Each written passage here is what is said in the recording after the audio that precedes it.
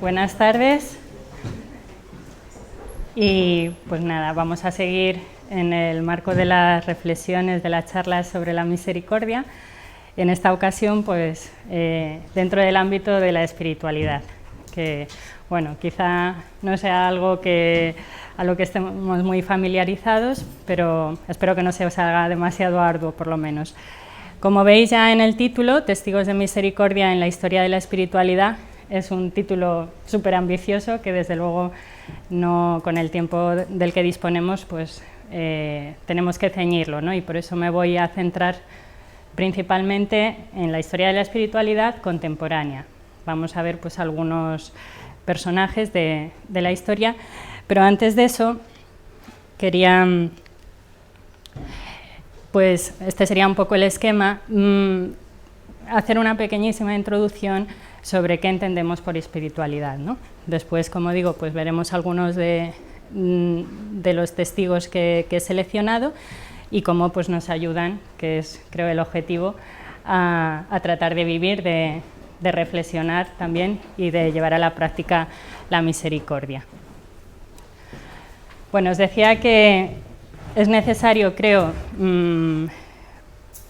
acotar lo que entendemos por espiritualidad, porque sobre todo por el uso que se le da hoy en día puede ser un término muy amplio, muy vago en muchas ocasiones, ¿no? Que se emplea pues, para diferentes realidades y de hecho también en lo que es el estudio de la espiritualidad, los que se dedican a estos temas pues tampoco se ponen muy de acuerdo, ¿no? Uno de los grandes de la historia de la espiritualidad, Bernard McKean, en uno de sus libros creo que recoge como unas 35 definiciones de espiritualidad, con lo cual no vamos a pretender ahora dar tampoco ninguna definición exacta, pero bueno, sí distinguir estos tres niveles que yo creo que nos ayuda pues, a saber desde qué plano estamos hablando, ¿no? Un primer nivel sería el nivel existencial, que yo creo que es el que más nos interesa hoy, que sería pues, la experiencia, el cómo vive una persona un ideal religioso, cómo lo vive, cómo lo piensa y cómo eso se traduce en actitudes de vida, en modos de estar en el mundo.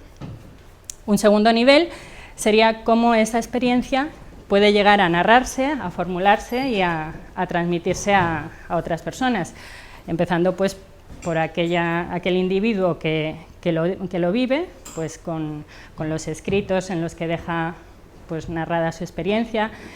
En la historia de la espiritualidad pues encontramos muchísimos símbolos, muchísimas metáforas, ¿no? Porque es una experiencia espiritual y a veces pues las palabras no acaban de concordar o no acaban de satisfacer el ansia de transmitir, ¿no? Que tienen los autores. Y por último estaría el ámbito de la disciplina académica como tal, que estudia y hace la reflexión principalmente sobre los textos de las personas que han vivido estas experiencias, ¿no? Bueno, rápidamente, algunas de estas personas que tienen o que pues, experiencias fuertes que les han cambiado la vida a nivel religioso, a nivel espiritual, pues de alguna manera en su modo de transmitirlo han enfocado o han abierto una nueva comprensión de lo que es la vida en el espíritu, ¿no? Espiritualidad viene también de la palabra espíritu y de cómo vivir la fe. Entonces, gracias a las experiencias individuales, pues esas experiencias luego digamos que han servido de modelo a otras personas para poder vivir a su vez ellos también su vida espiritual y se van formando se van originando lo que se llaman escuelas de espiritualidad. Pues por poneros un ejemplo, nosotras como religiosas de la pureza, Alberta Jiménez, Madre Alberta, se insertaría dentro de la espiritualidad ignaciana, ¿no? Porque ella pues, ha bebido de los textos ignacianos, ha practicado los ejercicios y bueno, pues la experiencia de Ignacio de Loyola luego ha generado una tradición en la Iglesia y bueno, pues una experiencia espiritual, digamos que cuando deja huella entra a formar parte de esa tradición cristiana, ¿no? Bueno, con esto se acaba toda la teoría y creo que es suficiente, porque ahora vamos a pasar directamente pues, a ver algunas de estas experiencias, ¿no? En concreto de 3 testigos, como os digo, todos ellos muy diferentes entre sí, pero creo que os resultarán interesantes.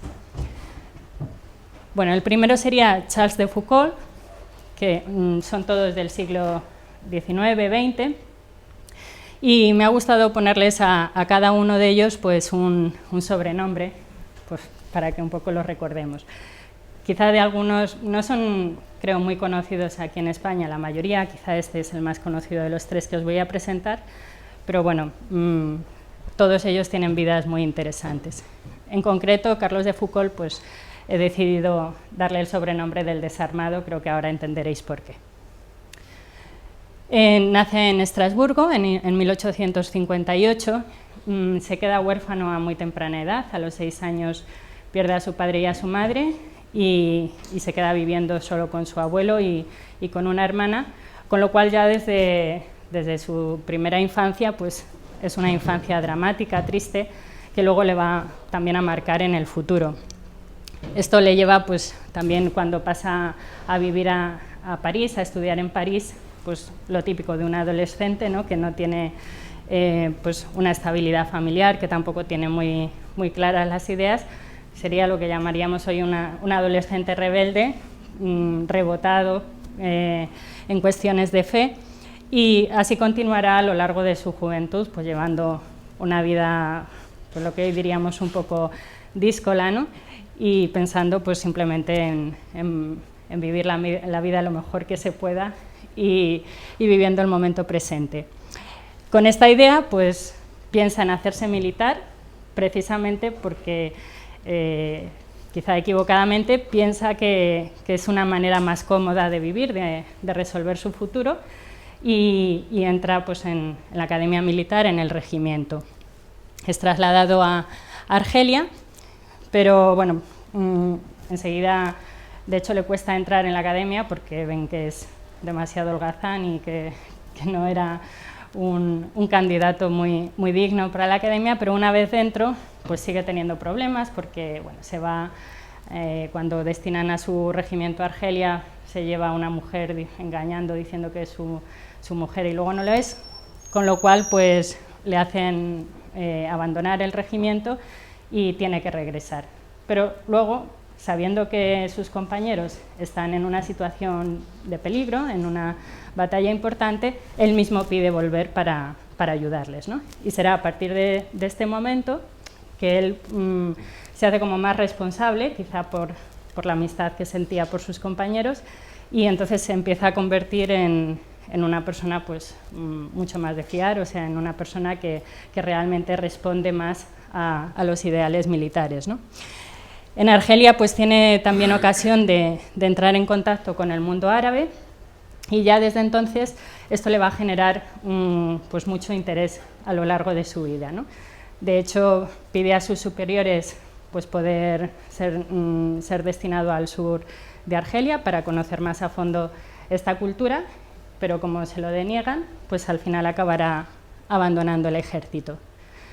Por su cuenta, emprende un larguísimo viaje a lo largo de zonas desérticas y inhóspitas por Marruecos, con mucho peligro. Se disfraza incluso de rabino para que le permitan para pasar más disimulado. Y bueno, este viaje entra en contacto pues, con los musulmanes y queda muy impresionado por cómo viven los musulmanes su fe, por la seriedad con la que viven su fe y por la sensibilidad que tienen hacia lo religioso, ¿no? Será, digamos, pues, el primer momento en su vida en que realmente pues, lo religioso le toca de alguna manera, ¿no? Y esto pues, despierta en él pues, también un deseo de seguir ahondando en esta cultura. Por curiosidad, pues, recorre 3.000 kilómetros en 11 meses y además en este viaje pues, va tomando anotaciones, va escribiendo un diario que luego pues, le otorgaron incluso un importante premio porque a nivel geográfico y demográfico aportó muchísimos datos interesantes, ¿no?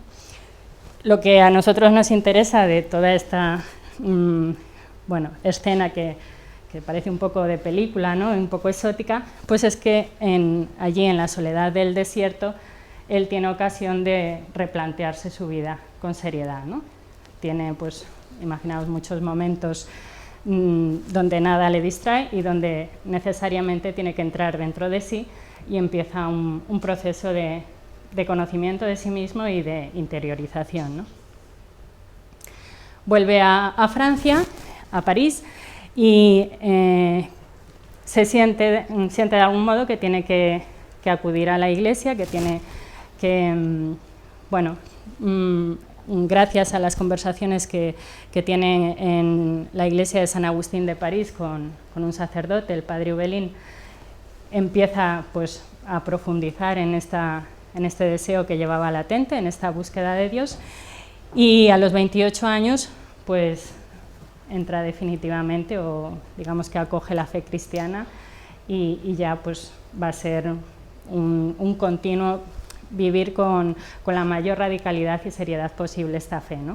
O sea, no fue simplemente un retornar a la fe que le habían podido enseñar, que había podido recibir en su familia, sino un nuevo descubrimiento de su fe. Este encuentro con Jesús pobre en el Evangelio, con la vida y modelo de Jesús, sobre todo le impacta la pobreza, ¿no? El querer, bueno, con esa frase creo que lo expresa muy bien, dice, no puedo atravesar la vida en primera clase si Jesús va en última, ¿no? Siente que tiene que asumir esa misma pobreza que asumió Jesús, y entonces a partir de ese momento va a buscar cómo identificarse lo máximo posible con esa vida, pues, de despojamiento y de abajamiento, ¿no? Inicia una peregrinación a Tierra Santa, entra en la trapa, pero nada de todo esto le parece suficiente.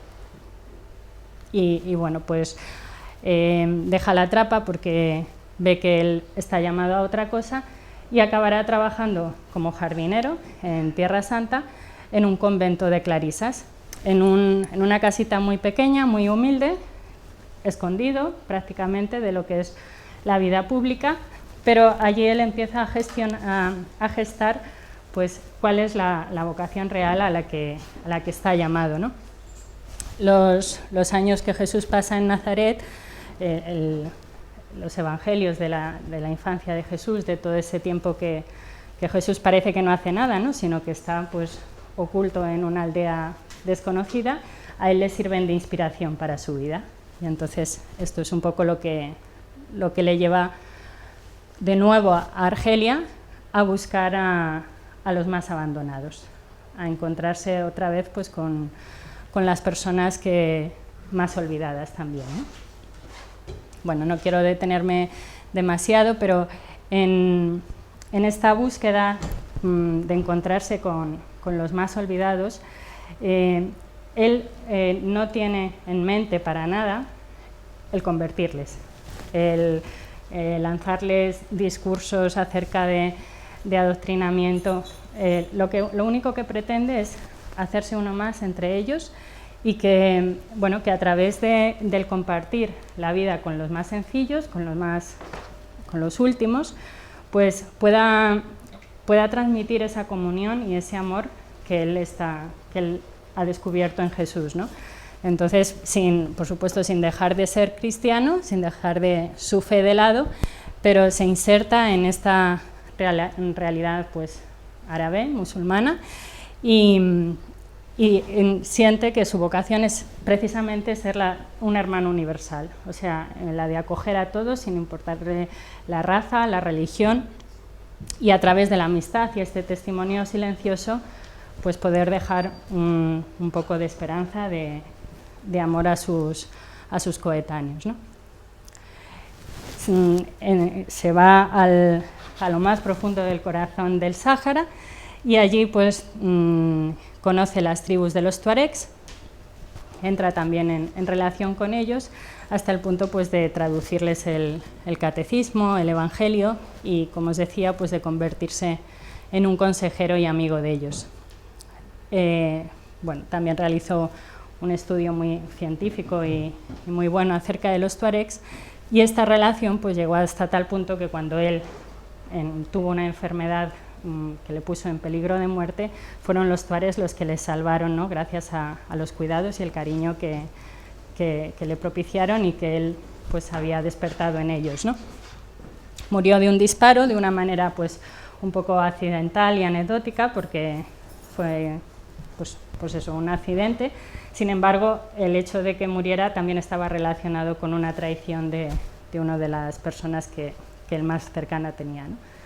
Bueno, todo esto que, como os digo, parece una vida un poco de película, yo creo que también podemos sacar pues algunas pistas, ya entrando en el tema de la misericordia y viendo cómo la vida de este personaje pues nos puede dar algunas pues eso, pistas sobre lo que podría ser la misericordia para nosotros, ¿no?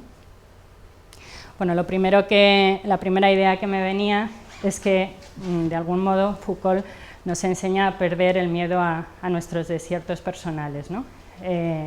Él se traslada físicamente al desierto, pero muchas veces en la vida pues, las ocasiones que para nosotros son pues, de soledad, de abandono, ocasiones en las que nos sentimos más desconcertados, sin rumbo, para él fueron ocasión de encontrarse consigo mismo y de iniciar un proceso, ¿no?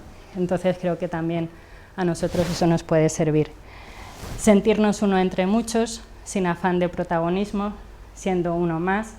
En esto creo que en concreto la Iglesia pues, es una llamada que está haciendo constantemente el Papa desde, pues, con lenguajes muy diversos, pero que quizá en otras épocas pues, no se ha vivido como tocaba, no solo por parte de la jerarquía, ¿no? Sino pues el hecho de ser católicos, pues en algunos momentos nos hemos sentido con una cierta superioridad hacia otras personas y bueno, pues aquí vemos una manera auténtica, ¿no? de vivir nuestra fe.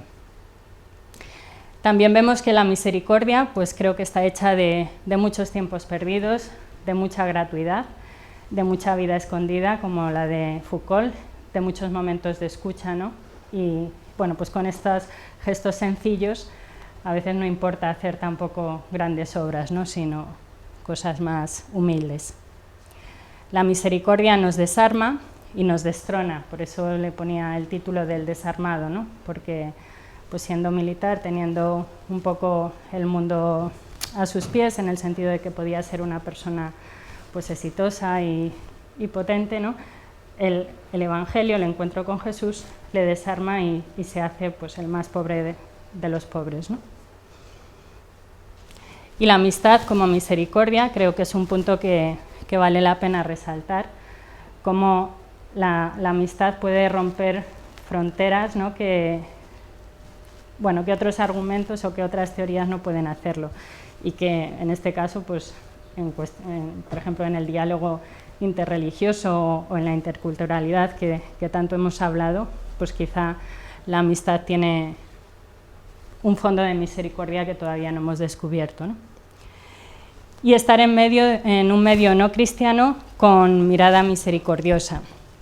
Pues creo que también la sociedad de hoy muchas veces nos sitúa en contextos que bueno, al menos no son propicios para nuestra fe, en el sentido de que son diversos, son muchas veces contradictorios, en algunos casos incluso atacantes, ofensivos, pero hay una manera de estar, que quizá es una manera pues sencilla, donde la presencia, el testimonio silencioso, pues al final puede dar también mucho fruto.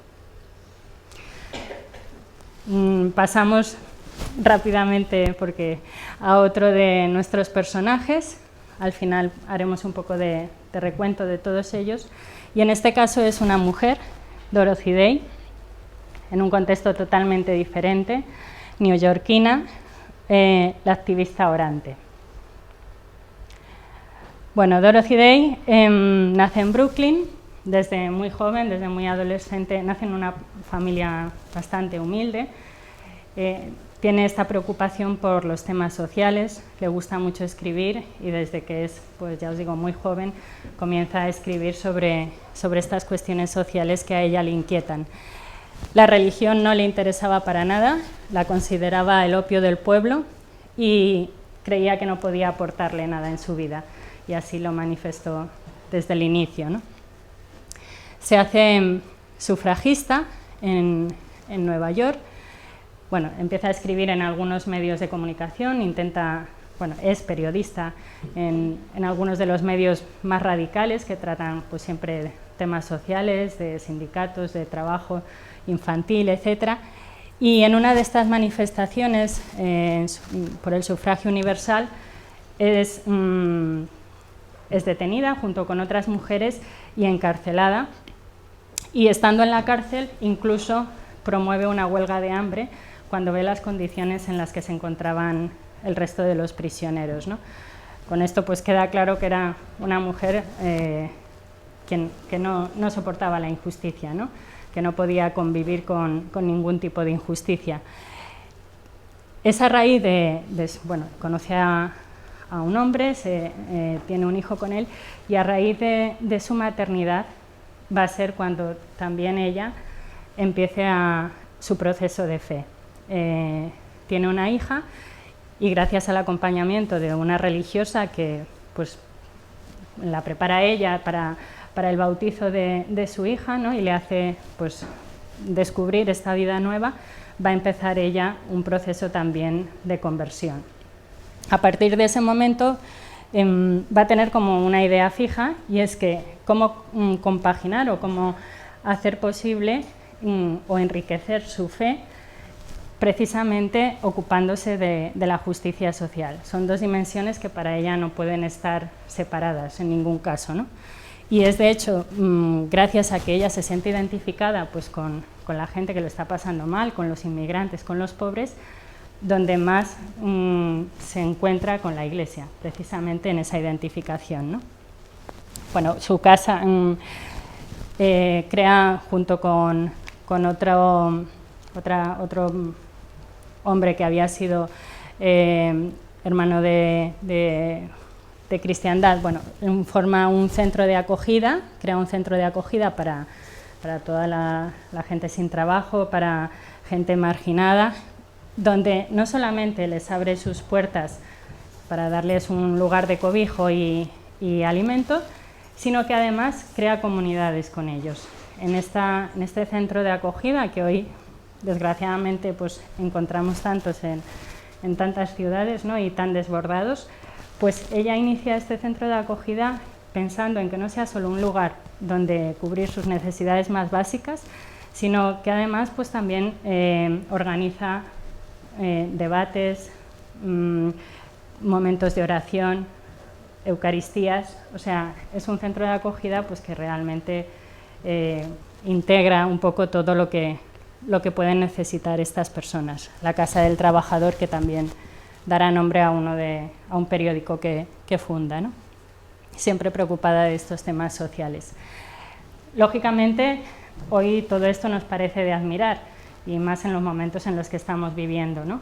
Pero en aquella época, y siendo mujer, pues desde luego tuvo muchas críticas y muchas incomprensiones, ¿no?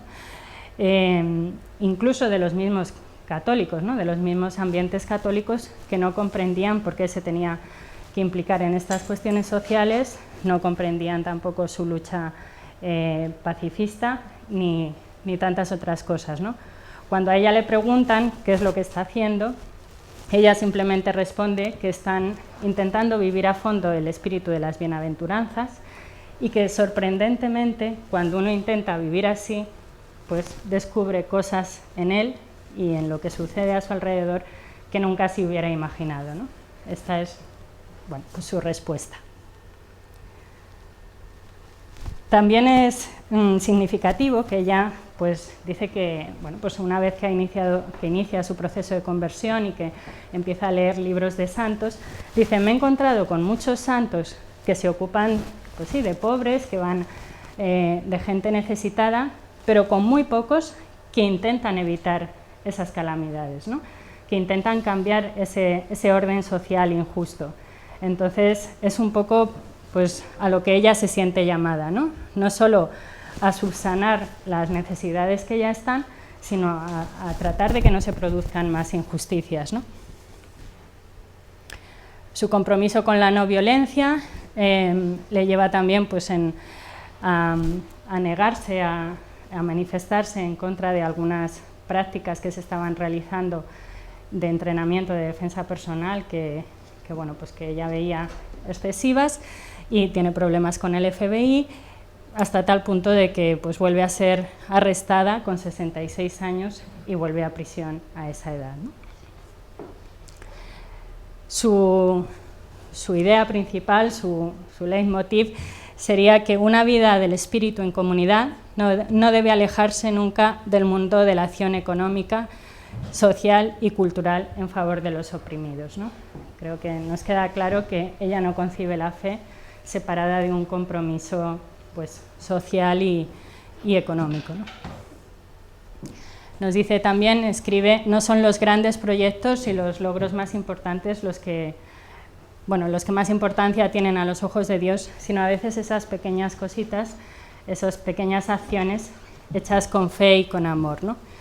Y ella cree sobre todo en el amor en acción, que es la manera en cómo hacemos realidad presente a Dios en nuestra realidad, ¿no? Y bueno, pues a lo largo de su vida creo que lo manifestó plenamente. ¿Qué pistas nos puede dar ella hoy para vivir mejor o más la misericordia?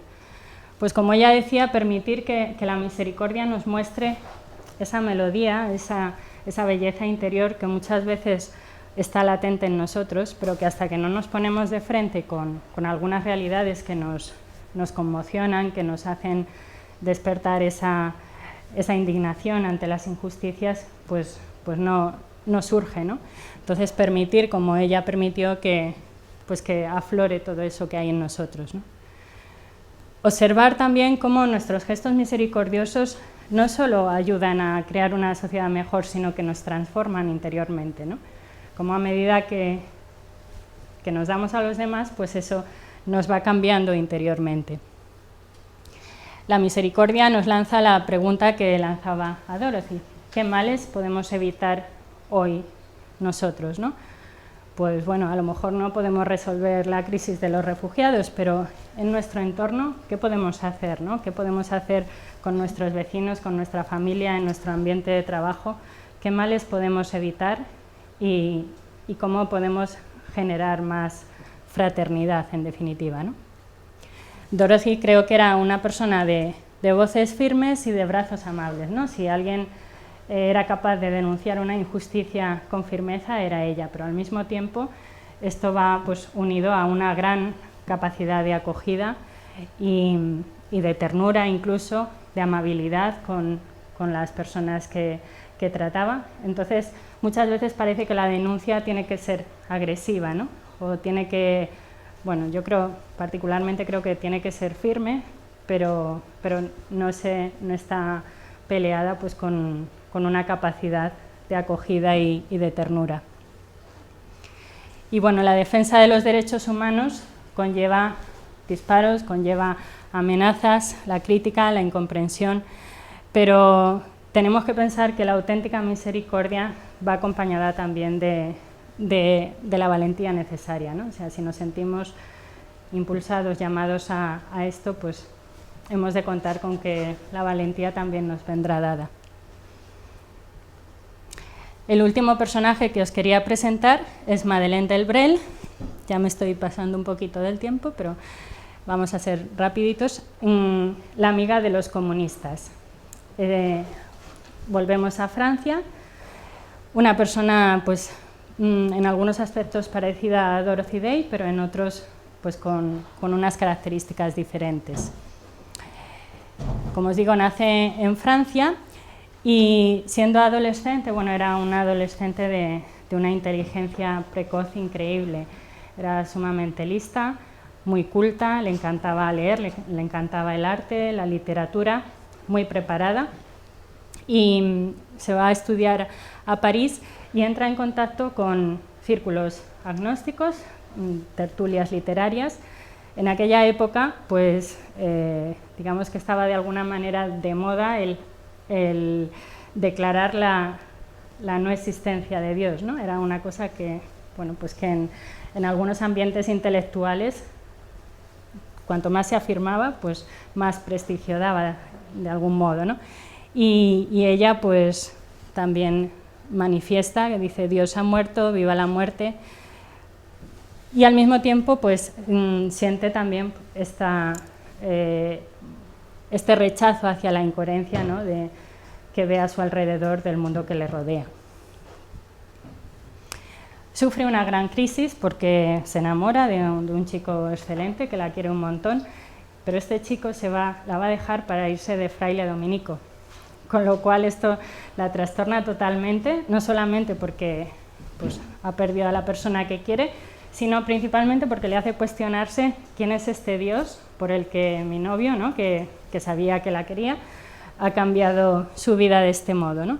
Y a raíz de esta pregunta, pues también entra en una época de desamparo, de muchas cuestiones, de mucha soledad, que le va a llevar pues, un poco también a replantearse algunas cosas, ¿no? En esta situación de crisis va a entrar en un nuevo círculo de amigos, una especie de grupos de scouts que estaban vinculados a la iglesia, y con 20 años pues empieza también su proceso de descubrimiento del Evangelio, ¿no? Este grupo de scouts también realiza acciones pues, en favor de los más desfavorecidos, y ella es una mujer de ciudad, entonces descubre su fe precisamente en la ciudad. Es en la ciudad, en el desierto urbano, como ella lo llama, donde ella contempla a Dios, donde ella se encuentra con Dios y realiza su misión. Comienza a trabajar como asistente social en el ayuntamiento, en un barrio periférico de París, en Ivry.